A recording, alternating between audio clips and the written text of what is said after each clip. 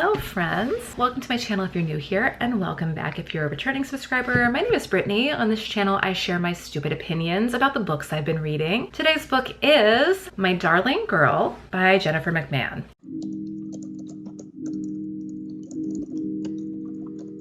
On Goodreads, this book averages 3.76 with about 12,500 ratings, 3.80 on the storygraph. As always, content warnings can be found here. Please feel free to pause to read, and we're going to go ahead and jump into the synopsis. Allison has never been a fan of Christmas, but with it right around the corner and her husband busily decorating their cozy Vermont home, she has no choice but to face it. Then she gets the call. Mavis, Allison's estranged mother, has been diagnosed with pancreatic cancer and only has a few weeks left to live. She wants to spend her last days with her daughter, son-in-law, and 2 granddaughters. Allison grew up with her mother's alcoholism and abuse and is reluctant to let her mother come stay for fear of bringing up those traumatic memories. She eventually does end up agreeing to take Mavis in, hoping she and her mother can finally heal and have a relationship. Soon, mysterious and otherworldly things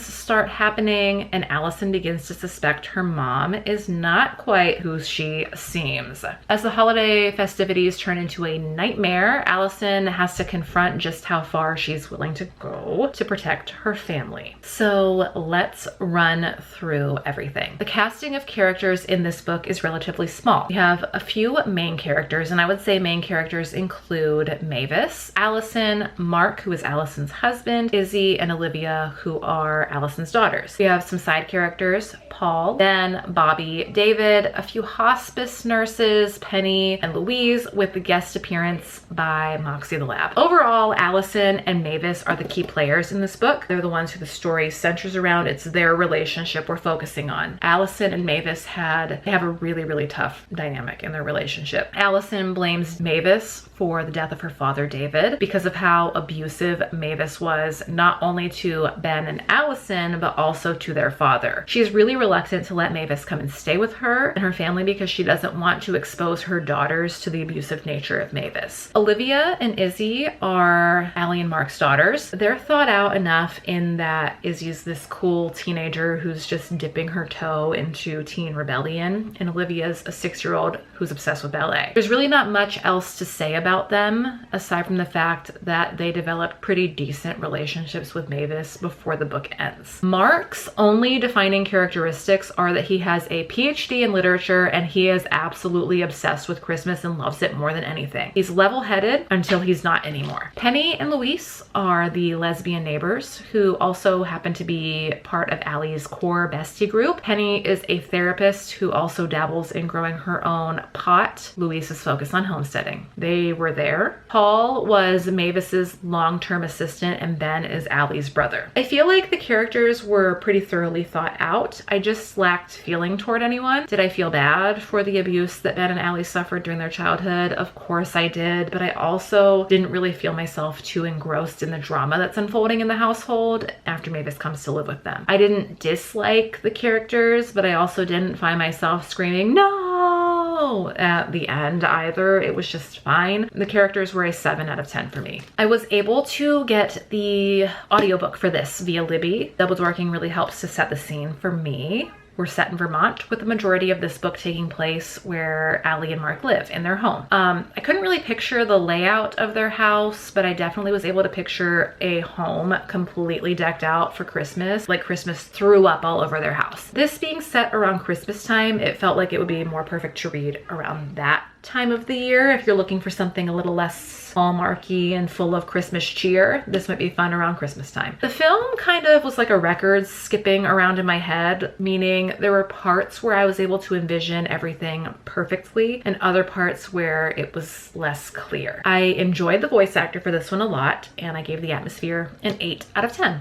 This is the second Jennifer McMahon book I've read. I read The Invited as well. I really enjoy the author's style of writing. She builds tension so slowly in her books that literally by the 50% mark, I had no idea what direction we were going to go in. One key complaint that I have, because there's always one, is there were a little bit of repetitive bits in the book. I didn't retract from the writing overall for that. It was just an 8 out of 10 for me. We have a demonic possession of an elderly cancer patient, and that sounds right up my alley. Alcoholism and abuse play a large part in the plot of this book as well. I wasn't expecting for the relationship between Allie and Mavis to heal, but the shifts in Mavis throughout this book genuinely gave me whiplash in a good way. I get the point for Mavis being one way to Allie and another way towards the rest of the family. I was having a great time with the plot, but there is a twist at the end that to me left the ending far too open for me to give the plot higher than an 8, so it was an 8 out of 10. I think that the plot twist genuinely dragged the interest down for me as well. So slow until it wasn't, and then the twist was like, oh, well, okay. The first half of the book dragged on for so long, and then the back end felt like the downward trajectory on a roller coaster, in that we were going so fast that I couldn't quite keep up. Big for me ended up being a 7 because of the pacing and plot twist. I just couldn't get over how no one would listen to Allie in this book.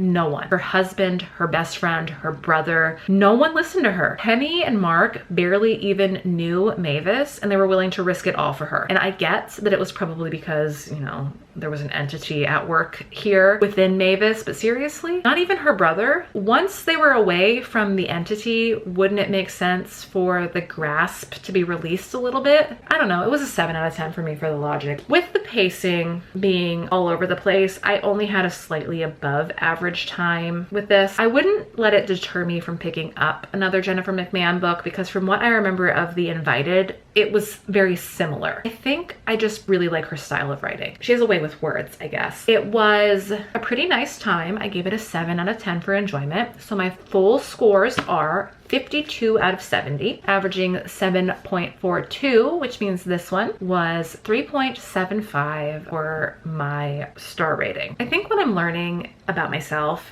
with a couple of the horror novels that I've read in the last couple of months is that my particular brand of horror is not slashery. I really like the slow burn, spooky feel more than a gory masterpiece. The past 2 horror novels that I've read have been almost paranormal in essence. I'm finding that I really like that element in horror a lot. So with that being said, I am going to head out. If you like this video, please feel free to leave me a like. Let me know in the comments below any other kind of horror novels that you feel fit the slow burn, spooky feel, as opposed to the gory kind of things that a lot of horror novels encompass, so that I can read those. If you are new here, you like what you see, feel free to subscribe to me. It is free for you and fun for me. With all of that being said, I'm gonna go. I will see you all very soon.